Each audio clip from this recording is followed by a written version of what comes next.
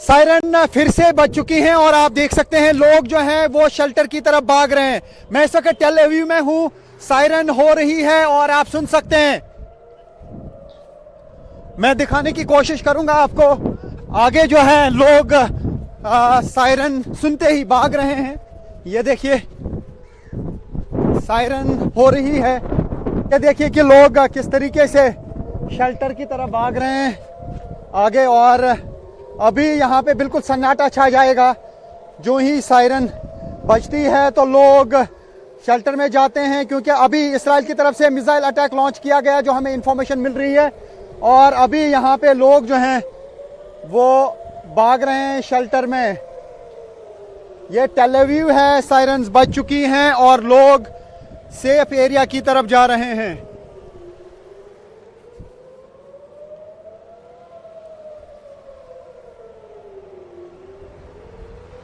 तो आप सुन सकते हैं लोग जो हैं, अभी आप देख सकते हैं कि अंदर भागते भागते जा रहे हैं। होटल्स के अंदर जहां पर भी ये बंकर बने हुए हैं, बॉम्ब शेल्टर्स जहां जहां पे भी बने हैं वहां की तरफ लोग जा रहे हैं। आप देख सकते हैं अभी सन्नाटा छा गया है फिर से यहाँ पे सड़कों पे, क्योंकि लोग शेल्टर की तरफ भाग रहे हैं। अभी सायरन बजी है और हम इस वक्त हैं टेल अवीव में।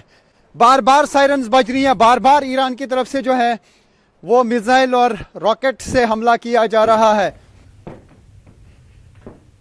ઈરાન અને લેબનાન દ્વારા ઇઝરાયલ પર સતત હુમલાના દ્રશ્યો સામે આવ્યા છે। તેલ અવીવમાં ગ્રાઉન્ડ ઝીરો પર પહોંચી ન્યૂઝ 18ની ટીમ।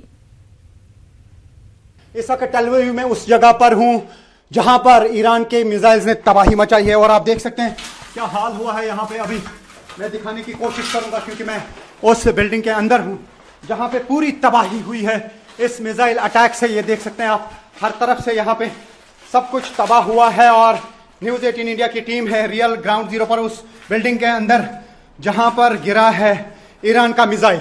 तो आप देख सकते हैं क्या तबाही मचाई है मिसाइल अटैक्स ने यहाँ पर, और हर तरफ से हम देख रहे हैं कि यहाँ पर सब कुछ तहस नहस हो चुका है।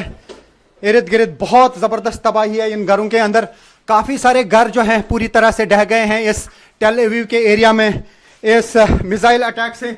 और न्यूज़ 18 इंडिया की टीम है रियल ग्राउंड जीरो पर, दिखा रहे हैं आपको वो सच जो बाकी चैनल्स आप तक नहीं पहुंचा पा रहे हैं। तो यहाँ पे आप देख सकते हैं कि मिसाइल से क्या तबाही हुई है। ईरान लगातार अटैक कर रहा है इसराइल पर। इसराइल और अमेरिका की तरफ से भी ईरान पे लगातार अटैक्स किए जा रहे हैं। ये रेस्क्यू ऑपरेशन की टीमें हैं, ये सारा मलबा यहाँ पे हटा रहे हैं जो तबाही यहाँ पे ईरान के मिसाइल अटैक्स ने मचाई है। और इर्द गिर्द में दिखाने की कोशिश करूँगा, जो इर्द गिर्द बिल्डिंग्स हैं वो पूरी तरह से तबाही हुई है। ये टेल अवीव है और टेल अवीव में भी काफ़ी सारे मिसाइल्स और रॉकेट्स गिरे हैं, और अभी तक ऑफिशियल फिगर्स ये हैं कि 12 लोगों की इसराइल में मौत हुई है। काफ़ी सारे लोग जख्मी हुए हैं। प्रॉपर्टी डैमेज बहुत ज़्यादा है, क्योंकि जहाँ पर भी मिसाइल गिरता है वहाँ इर्द गिर्द बहुत ही ज़बरदस्त तबाही हो जाती है। ये आप देख सकते हैं कि क्या हाल हुआ है यहाँ की बिल्डिंग्स का। हालांकि काफ़ी मजबूत बिल्डिंग्स होती हैं ये, लेकिन जब मिसाइल गिरता है तो इर्द गिर्द बिल्डिंग्स जो हैं हर तरफ से तबाह हो जाती है। और न्यूज़ 18 इंडिया की टीम है रियल ग्राउंड जीरो पर उस बिल्डिंग के अंदर जहां पर तबाही हुई है। ધૂળેટીએ ચોપાટી નજીક લોકોને હેરાન કરવાનું યુવાનોને ભારે પડ્યું છે। બોમ્બ બરાડાઓ પાડી રસ્તા પરથી પસાર થતા નાગરિકોને ઉડાડતા હતા કલર। કમલાબાગ પોલીસે તમામ શખ્સ પાસે મંગાવી છે માફી। ઘટના સોશિયલ મીડિયામાં વાયરલ થતા કાર્યવાહી કરવામાં આવી છે। આવા બનાવો ફરી ન બને તે માટે પોલીસ દ્વારા કડક સૂચના પણ આપવામાં આવી છે। તો ધૂળેટીના પર્વ પર અન્ય લોકોને હેરાન કરવું આ યુવાનોને હવે ભારે પડ્યું છે। યુવાનોને શોધી અને તેમની પાસે માફી મંગાવવામાં આવી છે। આપ જોઈ શકો છો, કારણ કે રંગોનો તહેવાર ધૂળેટી એકબીજા સાથે આનંદથી પરિવાર સાથે મિત્રો સાથે મનાવવાનો આ ઉત્સવ હોય છે, પરંતુ કેટલાક લોકો રસ્તે આવતા જતા લોકોને આ રીતે રંગતા હતા, હેરાન કરતા હતા। માતા પિતા માટે લાલ બત્તી સમાન કિસ્સો સામે આવ્યો છે। બનાસકાંઠાના એક ખેડૂતના પુત્ર પુત્રી રમતા હતા। રમતા રમતા ભૂલથી એરગનનું ટ્રિગર દબાઈ ગયું અને પુત્રીને ગોળી વાગતા તેને સારવાર માટે પાલનપુર સિવિલમાં ખસેડાઈ હતી, પરંતુ પ્રાથમિક સારવાર બાદ ગંભીરતા જોતા બાળકીને અમદાવાદ સિવિલમાં રિફર કરાઈ. બીજી તરફ રામોલના એક બાળક પથ્થર ગળી ગયો હતો ને જે બાદ તેની તબિયત બગડતા તેને પણ સારવાર માટે સિવિલ હોસ્પિટલ ખસેડાયો. તબીબે બંને બાળકોની સર્જરી કરી અને બંનેના જીવ બચાવી લીધા છે. બંને જટિલ કિસ્સા સામે આવ્યા હતા. દર્દીઓની સંપૂર્ણ સારવાર મફતમાં કરવામાં આવી અને આ માત્ર એક સર્જરી નથી, પરંતુ રાજ્યની જાહેર આરોગ્ય વ્યવસ્થાની સંવેદનશીલતાની આ જીત પણ છે. હું ખેત મજૂરી કરતો હતો, બાળક બે રમતા રમતા એરગનને ગોળી વાગી ગઈ હતી. ત્યાંથી અમે સીધા દવાખાને હોસ્પિટલ પાલનપુર ગયા. પાલનપુરથી ત્યાંથી અમને કીધું કે તમે અમદાવાદ સિવિલમાં દાખલ થઈ જાઓ.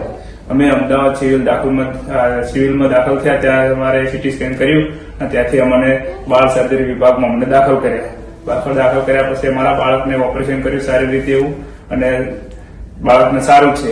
એક વખત એવું અચાનક ખાંસી આવી તો કદાચ આ એક ઇન્ડિકેશન છે કે એના ફેફસામાં કંઈક વસ્તુ ગઈ છે, જેથી એને ઇરિટેટિવ કફ ચાલુ થયો.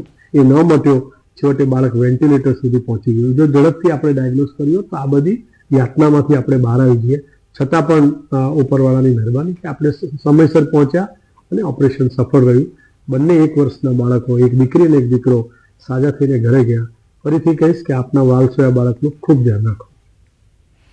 સૌરાષ્ટ્રમાં છેલ્લા કેટલાક સમયથી બાળકની તસ્કરી કરતી ગેંગ સક્રિય થઈ હોવાના સમાચાર વહેતા થઈ રહ્યા છે અને ત્યારે રાજકોટના રેસકોર્સ રિંગ રોડ પર સ્થાનિકોએ એક મહિલાને પોલીસને સોંપી. સ્થાનિકોનો આક્ષેપ છે કે મહિલાએ નાસ્તાની લાલચ આપી બાળકને ઉઠાવી જવાનો પ્રયાસ કર્યો. અન્ય લોકોએ બૂમાબૂમ કરતા સ્થાનિકો એકઠા થઈ ગયા. પોલીસે બોલાવવી પડી અને પોલીસે મહિલાની અટકાયત કરી. આગળની કાર્યવાહી હાથ ધરાઈ છે અને ત્યારે બાળક ચોર ગેંગની અફવા વચ્ચે સત્ય શું છે તે તપાસ બાદ સામે આવશે. તો મેં જોયું તો લેડીઝને છોકરાને ભૂંગળાની થેલી આપીને એને લઈ જવાની ટ્રાય કરતા હતા, પણ ઓલા લેડીઝે દેકારા કર્યા એટલે અમે સ્વ બચાવ માટે આવેલ અને લેડીઝને બેસાડી રાખેલ. 112 ને ફોન કર્યો. પછી એનો બેગ ચેક કરતા એમાંથી અલગ અલગ ઈ બેને એડ્રેસ આપતા હતા કે હું અહીંની છું ને અહીંની છું. ચેક કરતા એમાંથી આધાર કાર્ડ પણ નીકળ્યા ગીર સોમનાથ જિલ્લાનું, અને એ પાસે મોબાઈલ પણ નીકળેલ ને ચાર્જર પણ નીકળેલ. મોબાઈલ હતો સ્વિચ ઓફ, એટલે એમાં કઈ જાણકારી અમને ન થઈ.